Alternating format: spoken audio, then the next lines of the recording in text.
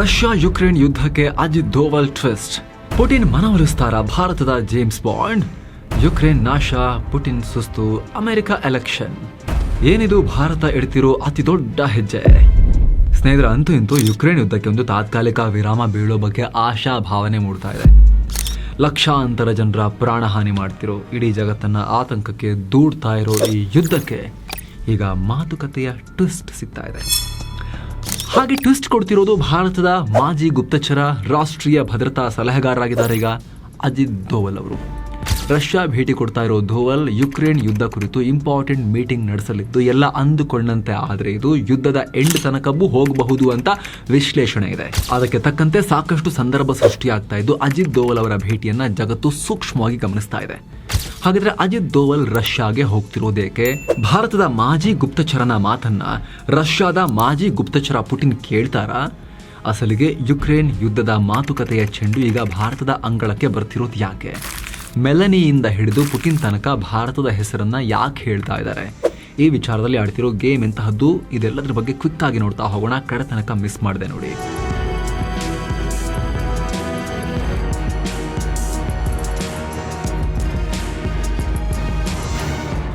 ರಷ್ಯಾಗೆ ಹಾರಲಿದೆ ದೋವಲ್ ನಿಯೋಗ, ಪುಟಿನ್ ಜೊತೆ ಯುದ್ಧದ ಮಾತುಕತೆ. ಸ್ನೇಹಿತರೆ, ಸೆಪ್ಟೆಂಬರ್ 10 ಮತ್ತು 11ನೇ ತಾರೀಕು ರಷ್ಯಾದಲ್ಲಿ ಬ್ರಿಕ್ಸ್ ರಾಷ್ಟ್ರಗಳ ಸೆಕ್ಯೂರಿಟಿ ಅಡ್ವೈಸರ್ಗಳ ಸಭೆ ನಡೆಯುತ್ತೆ. ಅದರಲ್ಲಿ ದೋವಲ್ ಕೂಡ ಭಾಗಿಯಾಗಲಿದ್ದಾರೆ. ಈ ಭೇಟಿ ವೇಳೆ ರಷ್ಯಾ ಯುಕ್ರೇನ್ ಸಂಘರ್ಷಕ್ಕೆ ಸಂಬಂಧಪಟ್ಟಂತೆ ದೋವಲ್ ಪುಟಿನ್ ಜೊತೆ ಮಾತನಾಡ್ತಾರೆ ಅಂತ ಸರ್ಕಾರಿ ಮೂಲಗಳು ಹೇಳಿವೆ. ನಿಮಗೆ ಗೊತ್ತಿರೋ ಹಾಗೆ ಇತ್ತೀಚೆಗಷ್ಟೇ ಮೋದಿ ರಷ್ಯಾ ಮತ್ತು ಯುಕ್ರೇನ್ ಪ್ರವಾಸ ಕೈಗೊಂಡಿದ್ರು. ಆಗಸ್ಟ್ 27ನೇ ತಾರೀಕು ಅಂದರೆ ಯುಕ್ರೇನ್ ಪ್ರವಾಸ ಮುಗಿದ ಮೇಲೂ ಕೂಡ ಮೋದಿ ಪುಟಿನ್ ಜೊತೆಗೆ ಫೋನ್ ಮೂಲಕ ಮಾತುಕತೆ ನಡೆಸಿದ್ರು. ಅಲ್ಲಿ ದೋವಲ್ರ ಈ ಭೇಟಿ ಬಗ್ಗೆ ಚರ್ಚೆ ಆಗಿದೆ. ದೋವಲ್ ರಷ್ಯಾಗೆ ಬರ್ತಾರೆ. ಯುದ್ಧವನ್ನು ಕೊನೆಗೊಳಿಸುವ ವಿಚಾರವಾಗಿ ಯುದ್ಧದಲ್ಲಿ ಭಾರತದ ಪ್ರಯತ್ನ ಮತ್ತು ನಿಲುವಿನ ಬಗ್ಗೆ ದೋವಲ್ ವಿವರಿಸ್ತಾರೆ ಅಂತ ಮೋದಿ ಪುಟಿನ್ಗೆ ಇನ್ಫಾರ್ಮ್ ಮಾಡಿದ್ರು ಅಂತ ಮಾಹಿತಿ ಇದೆ. ಅದಾದ್ಮೇಲೆ ಪುಟಿನ್ ಭಾರತ ಯುದ್ಧ ನಿಲ್ಲಿಸೋಕೆ ಹೆಲ್ಪ್ ಮಾಡಬಹುದು ಅಂತ ಹೇಳಿದ್ದು. ಹೀಗಾಗಿ ದೋವಲ್ ಅವರ ಈ ಭೇಟಿ ಕ್ರೂಷಿಯಲ್ ಅಂತ ಕರೆಸ್ಕೊಳ್ತಾ ಇದೆ. ಹಾಗಿದ್ರೆ ಪುಟಿನ್ ನಿಜಕ್ಕೂ ಯುದ್ಧ ನಿಲ್ಲಿಸ್ತಾರಾ? ಅಜಿತ್ರ ಮಾತನ್ನ ಕೇಳ್ತಾರಾ? ಇದು ಅರ್ಥ ಆಗಬೇಕು ಅಂದ್ರೆ ರಷ್ಯಾದ ಪರಿಸ್ಥಿತಿ ಬಗ್ಗೆ ತಿಳ್ಕೋಬೇಕು. ರಷ್ಯಾ ಯುಕ್ರೇನ್ ಯುದ್ಧ ಶುರುವಾಗಿ 1000 ದಿನ ಕಳೀತಾ ಇವೆ. ಆರಂಭದಲ್ಲಿ ಏನಂತಿದ್ರು, ಕ್ರೈಮಿಯಾ ತಗೊಂಡಂತೆ ತಿಂಗಳಿಗೂ ಮುಂಚೆ ಒಂದು ವಾರ, ಒಂದು ತಿಂಗಳಲ್ಲಿ ಯುದ್ಧ ಗೆದ್ದುಬಿಡ್ತೀವಿ, ಜೆಲೆನ್ಸ್ಕಿ ಆಡಳಿತ ಬಂದ್ ಮಾಡ್ತೀವಿ, ರಷ್ಯಾದಲ್ಲಿ ರಿಜಿಮ್ ಚೇಂಜ್ ಮಾಡಿಬಿಡ್ತೀವಿ, ಒಂದಷ್ಟು ಜಾಗ ರಷ್ಯಾಗೆ ಸೇರಿಸ್ಕೊಂಡ್ಬಿಡ್ತೀವಿ ಅಂತ ಪುಟಿನ್ರ ರಷ್ಯಾ ಅಬ್ಬರಿಸಿತ್ತು. ಆದ್ರೆ ಅಂದ್ಕೊಂಡಂತೆ ಏನೂ ಆಗಲಿಲ್ಲ. ಇನ್ನೂ ಯುದ್ಧ ಮುಗುದಿಲ್ಲ. ಅಫ್ಕೋರ್ಸ್ ಯುಕ್ರೇನ್ನ 20% ಭೂಮಿ ರಷ್ಯಾ ಕಂಟ್ರೋಲಿಗೆ ಹೋಗಿದೆ. ಆದರೆ ರಷ್ಯಾ ಕೂಡ ಸಣ್ಣ ಪುಟ್ಟ ಗಾಯ ಮಾಡ್ಕೊಂಡಿಲ್ಲ, ಸರಿಯಾಗಿ ಹರ್ಕೊಂಡಿದೆ. ರಷ್ಯಾ ಕೂಡ ತನ್ನ ಬಟ್ಟೆಯನ್ನ. ಲಕ್ಷಾಂತರ ಸೈನಿಕರು ಪ್ರಾಣ ಕಳ್ಕೊಂಡಿದ್ದಾರೆ. ಪುಟಿನ್ ಬತ್ತಳಿಕೆ ಬರಿದಾಗ್ತಾ ಇದೆ. ಕಿಮ್ ಖಮೇನಿಗಳಿಂದ ಯುದ್ಧ ಸಾಮಗ್ರಿ ತರಿಸ್ಕೊಳ್ಳೋ ಮಟ್ಟಿಗೆ ರಷ್ಯಾ ಪರಿಸ್ಥಿತಿ ಹದಗೆಡ್ತಾ ಇದೆ. ಅತ್ತ ದಿನ ಕಳೆದ ಹಾಗೆ ರಷ್ಯಾ ಒಳನುಗ್ಗಿ ಯುಕ್ರೇನ್ ದಾಳಿ ಮಾಡ್ತಾ ಇದೆ. ಅಮೆರಿಕದ ನಿರ್ಬಂಧ, ಜಾಗತಿಕ ಒತ್ತಡ, ರಷ್ಯಾ ಒಳಗಿನ ಅಸಮಾಧಾನ, ವ್ಯಾಗ್ನರ್ ಗ್ರೂಪ್ನ ಅಲಭ್ಯತೆ, ಹೀಗೆ ಎಲ್ಲವೂ ಪುಟಿನ್ರನ್ನ ಅಲ್ಲಾಡಿಸೋಕೆ ಶುರು ಮಾಡಿದೆ. ಈ ನಡುವೆ ನ್ಯಾಟೋ ಕೂಡ ಅಗ್ರೆಸಿವ್ ಆಗ್ತಾ ಇದೆ. ಎಷ್ಟು ದಿನ ಲಾಂಗ್ ರೇಂಜ್ ಮಿಸೈಲ್ ಕೊಡದೆ ರಷ್ಯಾ ಕದನದಿಂದ ಅವರು ಒಂದು ಅಂತರವನ್ನು ಕಾಯ್ಕೊಂಡಿದ್ರು. ಆದರೆ F-16 ವಿಮಾನ, ಲಾಂಗ್ ರೇಂಜ್ ಮಿಸೈಲ್, ಡ್ರೋನ್ ಎಲ್ಲವನ್ನ ಕೊಡ್ತಾ ಇದ್ದಾರೆ. ಯುರೋಪ್ನಲ್ಲಿದ್ದ ರಷ್ಯಾ ಆಸ್ತಿಯನ್ನು ಸೀಸ್ ಮಾಡಿ ಬಿಲಿಯನ್ ಗಟ್ಟಲೆ ಹಣ ಯುಕ್ರೇನಿಗೆ ಹೋಗ್ತಾ ಇದೆ. ಸೊ ಯುದ್ಧ ಸದ್ಯಕ್ಕೆ ಮುಗಿಯೋ ರೀತಿ ಕಾಣಿಸ್ತಾ ಇಲ್ಲ. ಯುಕ್ರೇನನ್ನ ಪಗಡೆ ಕಾಯಿ ಮಾಡಿರೋ ನ್ಯಾಟೋ ರಷ್ಯಾವನ್ನ ಎಷ್ಟಾಗತ್ತಷ್ಟು ಕಾಳೋಣ ಅಂತ ಡಿಸೈಡ್ ಮಾಡ್ಕೊಂಡ್ಬಿಟ್ಟಿದೆ. ಈ ಯುದ್ಧದಿಂದ ರಿಯಲ್ ಬೆನಿಫಿಟ್ ಸಿಗ್ತಿರೋದು ಪಶ್ಚಿಮದ ರಾಷ್ಟ್ರಗಳಿಗೆ. ಹೀಗಾಗಿ ಇದು ಎಸ್ಕಲೇಟ್ ಆಗ್ತಾ ಹೋದರೆ ರಷ್ಯಾಗೆ ಇನ್ನೂ ಲಾಸ್ ಕಂಟಿನ್ಯೂ ಆಗುತ್ತೆ. ಸೈನಿಕವಾಗಿ, ಆರ್ಥಿಕವಾಗಿ ಇನ್ನಷ್ಟು ವೀಕ್ ಆಗ್ತಾ ಹೋಗುತ್ತೆ. ಅಲ್ಲದೆ 71 ವರ್ಷ ತುಂಬಿರೋ, ಅನಾರೋಗ್ಯದ ಆರೋಪ ಹೊತ್ತಿರೋ ಪುಟಿನ್ ಸುದೀರ್ಘ ಯುದ್ಧ ಮಾಡೋಕ್ಕೂ ಇಷ್ಟಪಡ್ತಾ ಇಲ್ಲ. ಆ ಶಕ್ತಿನೂ ಅವರ ಹತ್ರ ಈಗಿಲ್ಲ. ಹೀಗಾಗಿ ಒಂದು ತಾತ್ಕಾಲಿಕ ವಿರಾಮ ಬೇಕೇ ಬೇಕು. ಕೆಲವೇ ದಿನಗಳಲ್ಲಿ ಅಮೆರಿಕದಲ್ಲಿ ಚುನಾವಣೆ ನಡೆಯುತ್ತೆ. ಅಲ್ಲಿ ಟ್ರಂಪ್ ಬಂದರೆ ಈ ಯುದ್ಧದ ಗತಿ ಚೇಂಜ್ ಆಗ್ಬಹುದು. ಆದರೆ ಸಮೀಕ್ಷೆಗಳ ಪ್ರಕಾರ ಕಮಲಾ ಬಂದ್ರು ಬರ್ಬೋದು, ಟ್ರಂಪ್ ಬಂದ್ರು ಬಂದ್ಬೋದು. ಯಾರು ಬರ್ತಾರಂತ ಹೇಳಕ್ಕಾಗಲ್ಲ ಅನ್ನೋ ವಾತಾವರಣ ಇದೆ. ಒಂದು ವೇಳೆ ಕಮಲಾ ಏನಾದರೂ ಮತ್ತೆ ಬಂದರೆ ಯುಕ್ರೇನ್ಗೆ ಇನ್ನಷ್ಟು ಸಹಾಯ ಆಗೋ ರೀತಿಯಲ್ಲಿ ನಿರ್ಧಾರಗಳನ್ನು ಕೈಗೊಳ್ಳೋದು ಗ್ಯಾರಂಟಿ. ಎಲ್ಲ ಕಾರಣಗಳಿಂದ ರಷ್ಯಾ ಈಗ ಸಂಧಾನದ ಬಾಗಿಲನ್ನು ಬಡಿಯೋಕೆ ಶುರು ಮಾಡಿದೆ ಅನ್ನೋ ಮಾಹಿತಿ.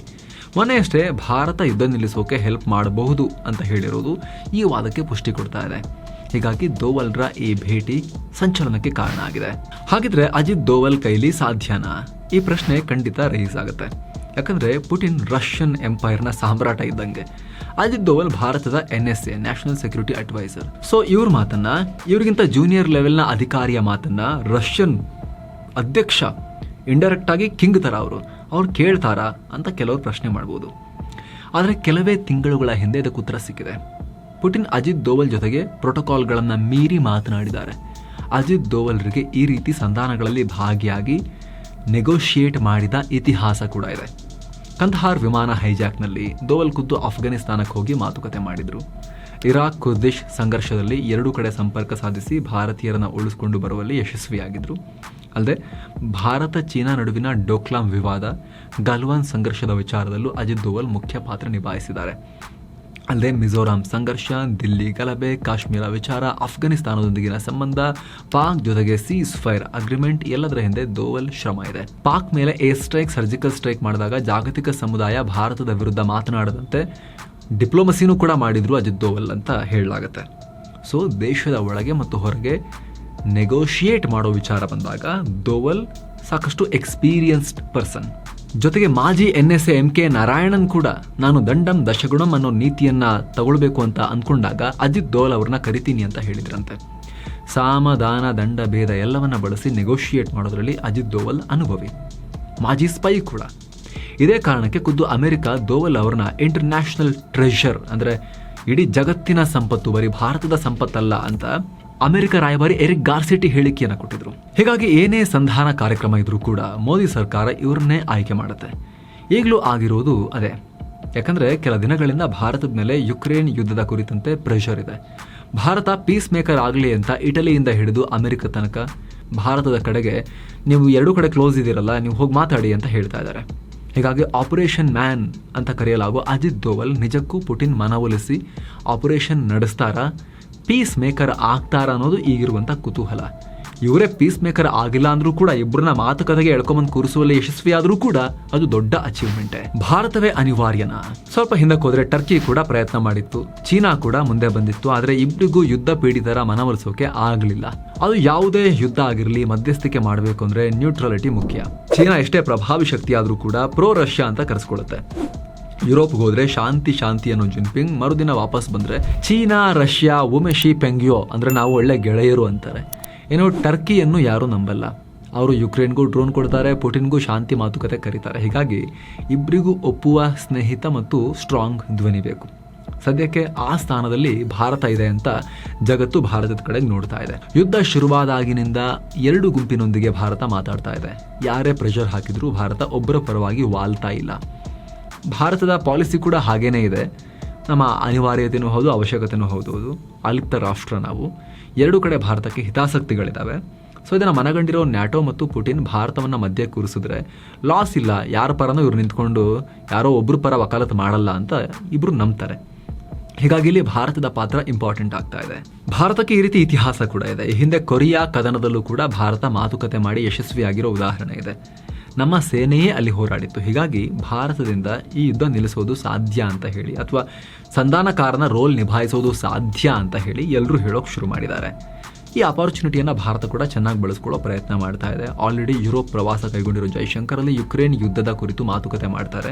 ಸೊ ಎರಡೂ ಕಡೆ ಜೈಶಂಕರ್ ಮಾತುಕತೆ, ಮೋದಿ ಎರಡು ಕಡೆಗೆ ಭೇಟಿ ಕೊಟ್ಟಿರೋ, ಈಗ ಅಜಿತ್ ದೋವಲ್ ರಷ್ಯಾ ಭೇಟಿ, ಎಲ್ಲ ಮಾತುಕತೆಗಳು ಫಲಪ್ರದವಾದರೆ ಮುಂದಿನ ದಿನಗಳಲ್ಲಿ ಭಾರತದ ಪ್ರಭಾವ ಗ್ಲೋಬಲ್ ಸ್ಟೇಜ್ನಲ್ಲೂ ಕೂಡ ಜಾಸ್ತಿ ಆಗುತ್ತೆ. ಈ ಬಗ್ಗೆ ನಿಮಗೇನು ಅನ್ಸುತ್ತೆ? ಭಾರತಕ್ಕೆ ಸಂಧಾನಕಾರನ ರೋಲ್ ನಿಭಾಯಿಸೋಕೆ ಸಾಧ್ಯ ಇದೆಯಾ? ಭಾರತದ ಮಾತನ್ನ ಇವ್ರು ಕೇಳ್ತಾರಾ ಅಥವಾ ಮತ್ತೆ ವ್ಯರ್ಥ ಪ್ರಯತ್ನ ಆಗುತ್ತಾ? ನಿಮಗೇನು ಅನ್ಸುತ್ತೆ? ನಿಮ್ಮ ವಿಶ್ಲೇಷಣೆ ಏನು? ಕಾಮೆಂಟ್ ಮಾಡಿ ತಿಳಿಸಿ. ಮತ್ತೆ ಭೇಟಿ ಆಗ್ತಿರೋಣ. ನಮಸ್ತೆ.